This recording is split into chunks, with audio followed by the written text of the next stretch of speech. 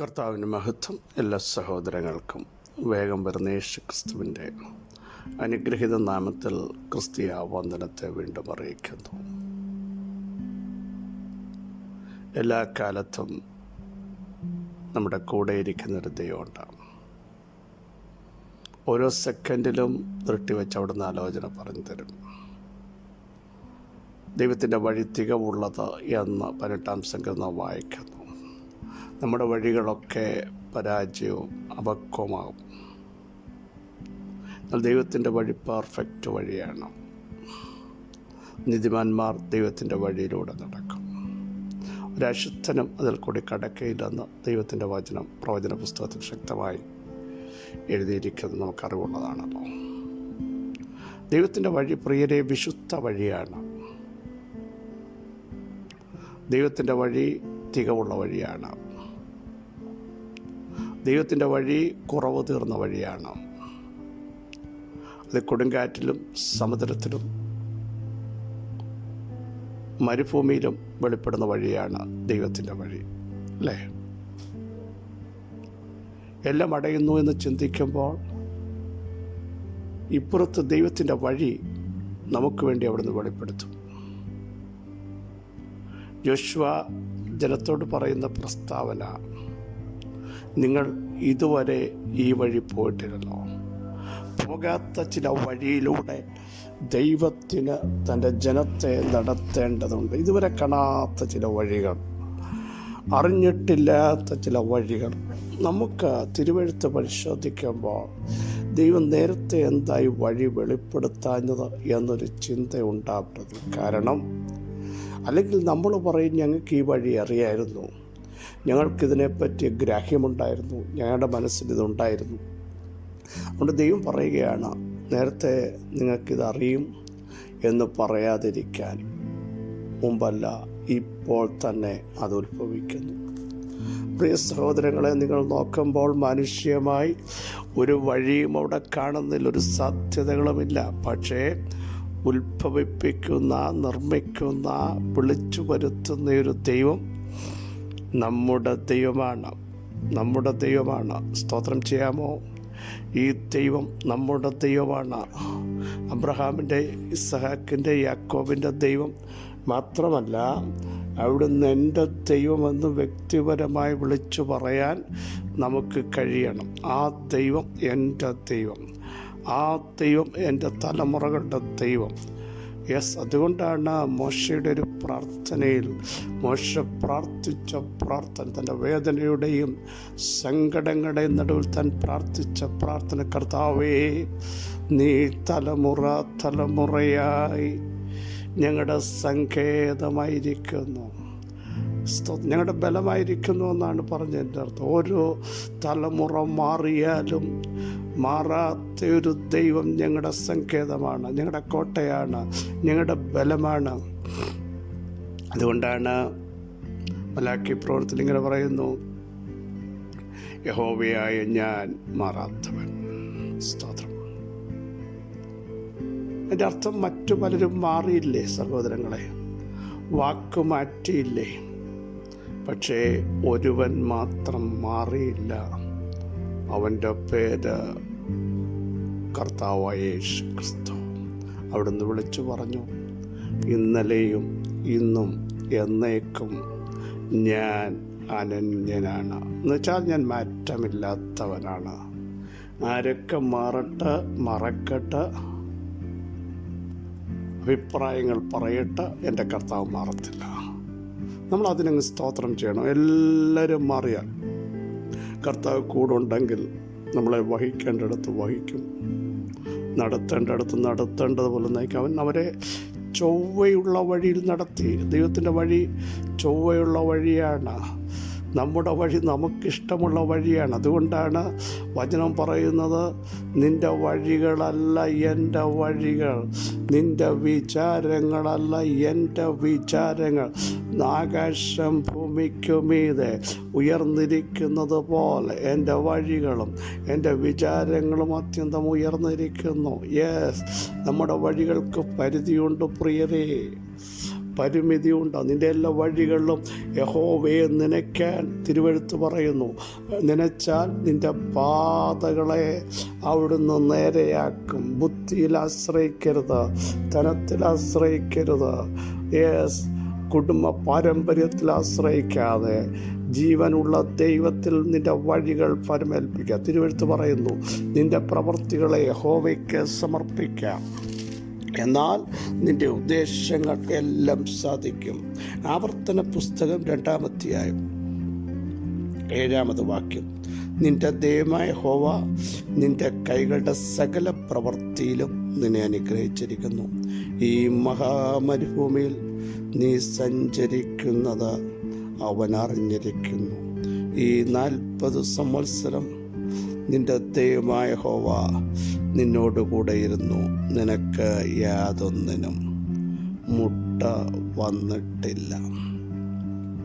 യഹോവ മോശയോട് അരുളി ചെയ്ത അരുളപ്പാടുകൾ വളരെ ശ്രേഷ്ഠമാണ്.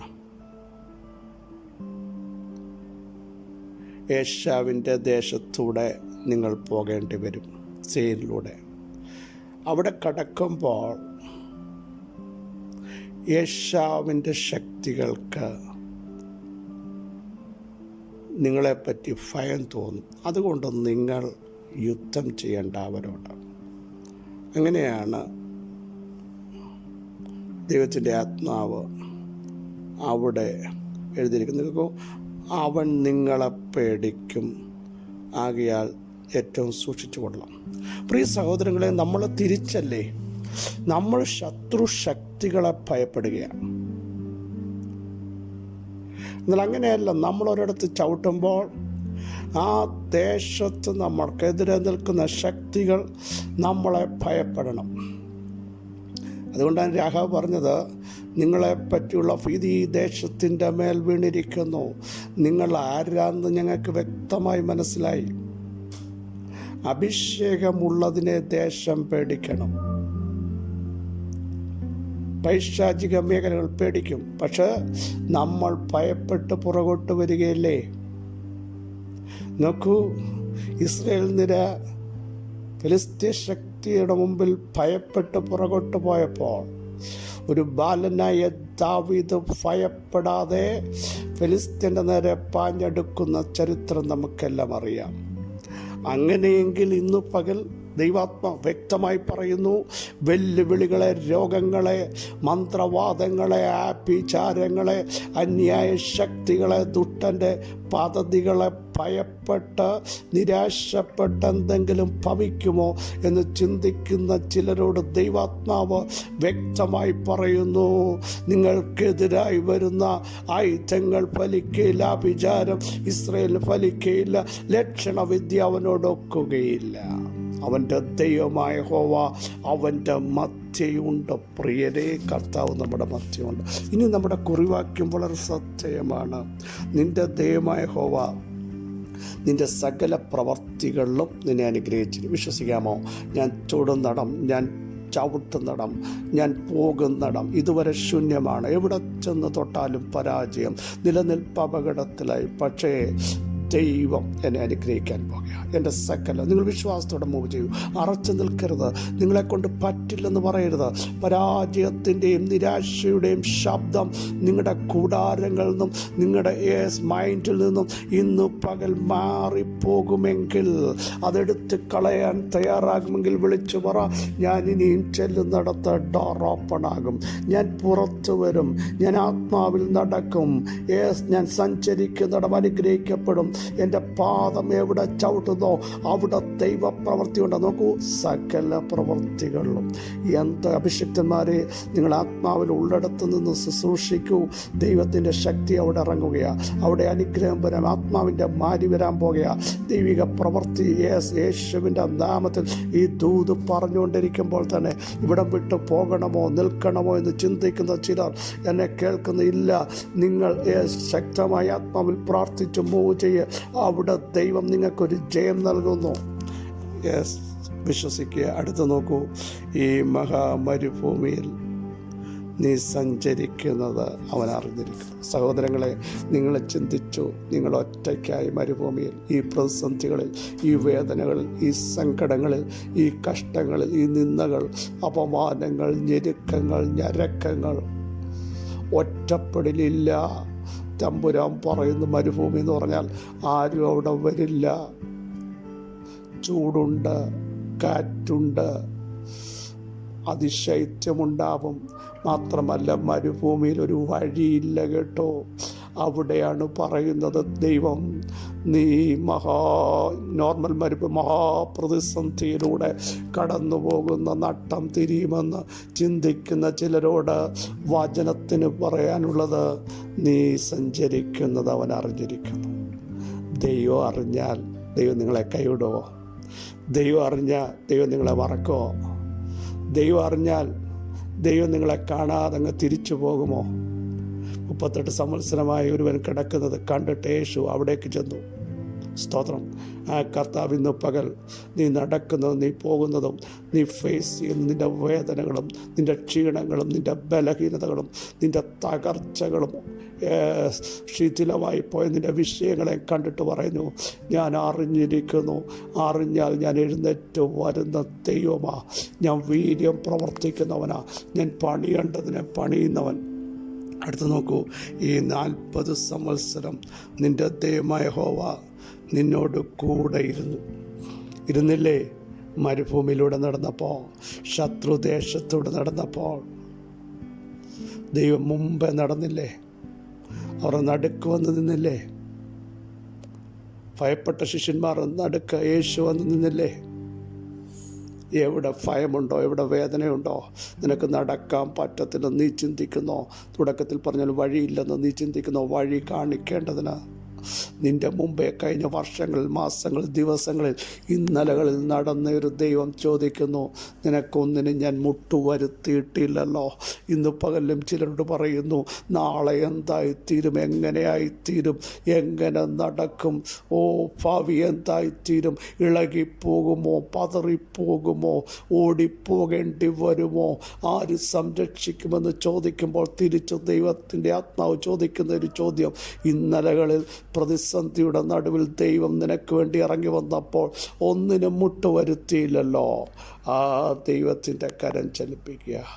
ആ ദൈവത്തിൻ്റെ കരം നിന്നെ ചലിപ്പിക്കുക. യേശുവിൻ്റെ നാമത്തിൽ ആ ദൈവത്തിൻ്റെ കരം നാളെയും നിന്നെ നടത്തും, മേലാലും നിന്നെ നടത്തും. എവിടെ പാത ഒരുക്കണമോ അവിടെ ദൈവത്തിൻ്റെ പ്രവൃത്തി അയക്കുക. പിതാവേ, വചനത്തിൻ്റെ ശക്തി യേശുവിൻ്റെ നാമത്തിൽ വെളിപ്പെട്ട് വരട്ടെ.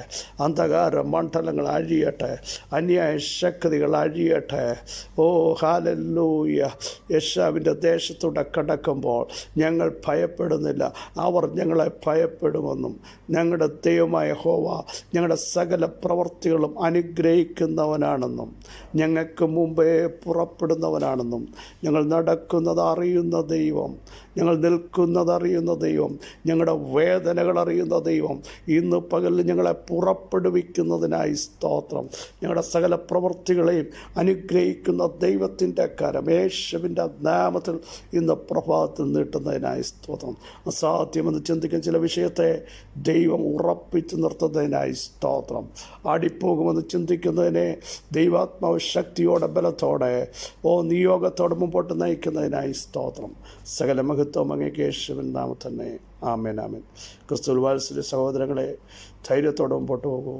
ദൈവത്തിൻ്റെ കൃപ നിങ്ങളോട് കൂടെയിരിക്കും.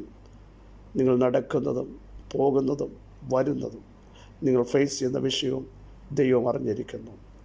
എങ്കിൽ നിങ്ങളെ കൈവിടില്ല.